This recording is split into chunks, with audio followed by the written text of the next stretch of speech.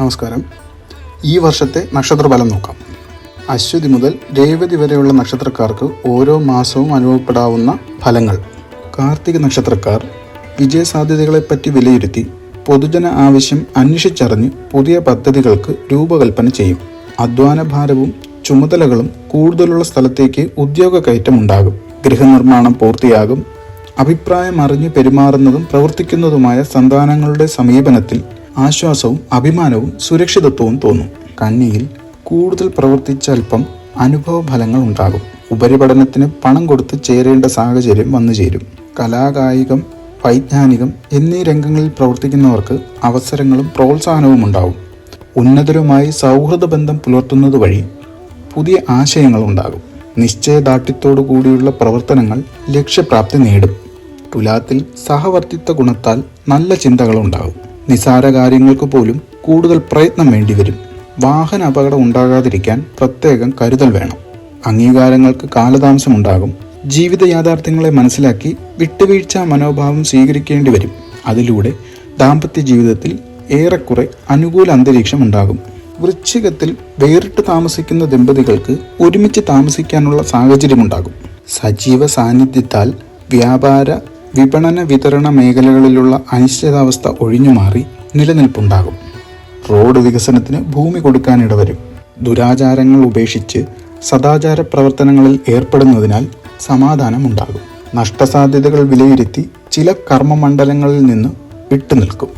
ധനുമാസത്തിൽ മൂത്രാശയ, കരൾ നാഡീ രോഗ പീഡകൾക്ക് വിദഗ്ധ ചികിത്സയും ശസ്ത്രക്രിയയും വേണ്ടി വന്നേക്കും. ആസൂത്രിത പദ്ധതികളിൽ അന്തിമമായി അനുകൂല വിജയമുണ്ടാകും. മറ്റൊരു രാജ്യത്ത് സ്ഥിര താമസമാക്കാനുള്ള തീരുമാനം തൽക്കാലം ഉപേക്ഷിക്കും. പദ്ധതി ആസൂത്രണങ്ങളിൽ വിജയവും സാമ്പത്തിക നേട്ടവും ഉണ്ടാകും. ഭിന്നാഭിപ്രായങ്ങളെ ഏകോപിപ്പിക്കാൻ അശ്രാന്ത പരിശ്രമം വേണ്ടിവരും. മകരത്തിൽ വിദഗ്ധരുടെയും അനുഭവജ്ഞാനമുള്ളവരുടെയും നിർദ്ദേശം സ്വീകരിച്ച് പ്രവർത്തിച്ചാൽ തൊഴിൽ മേഖലകളിലുള്ള പരാജയങ്ങൾ ഒഴിവാക്കാം. അധിക ചെലവ് നിയന്ത്രിക്കണം. പുതിയ തലമുറയിലുള്ളവരുടെ അതൃപ്തി കാരണത്താൽ മാറി താമസിക്കാൻ ഇടവരും. ഈശ്വര പ്രാർത്ഥനകളാലും ചിന്തിച്ച് പ്രവർത്തിക്കുന്നതിനാലും അബദ്ധങ്ങൾ ഒരു പരിധിവരെ ഒഴിവാക്കാൻ കഴിയും. ഉപകാരം ചെയ്തു കൊടുത്ത ബന്ധുക്കളിൽ ചിലർ വിരോധികളായി തീരും.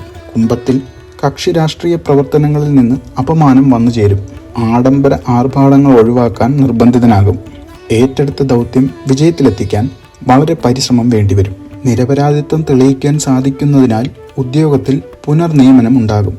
കലാകായിക രംഗങ്ങളിൽ പരിശീലനം തുടങ്ങും. മീനത്തിൽ ജലോത്ഭവ, ജലശ്രിത പ്രവൃത്തികളിൽ നിന്ന് സാമ്പത്തിക നേട്ടമുണ്ടാകും. പ്രതികൂല പ്രവൃത്തിയുള്ള ജോലിക്കാരെ പിരിച്ചുവിടും. അവിചാരിതമായ തടസ്സങ്ങളെ അതിജീവിക്കാൻ അഹോരാത്രം പ്രയത്നിക്കേണ്ടി വരും. പ്രാരംഭത്തിൽ എല്ലാ കാര്യങ്ങൾക്കും തടസ്സങ്ങൾ അനുഭവപ്പെടുമെങ്കിലും അന്തിമമായി വിജയമുണ്ടാകും. അശ്രദ്ധ കൊണ്ട് ശരീരത്തിൽ മുറിവുകളും വീഴ്ചയും ഉണ്ടാകും. മേടത്തിൽ ജീവിത പങ്കാളിക്ക് ചികിത്സ വേണ്ടി വരാൻ ഇടയുണ്ട്.